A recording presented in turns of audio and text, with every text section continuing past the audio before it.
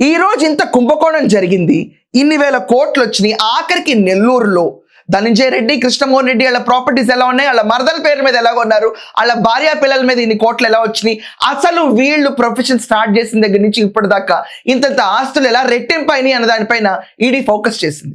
ప్రభుత్వ ఖజానాకి చెందాల్సిన 4,000 కోట్లని స్వాహా చేసిన వాసుదేవరెడ్డి, బూనేటి చాణక్యకి 441 కోట్ల ఆస్తిని ఈడీ అటాచ్ చేసింది.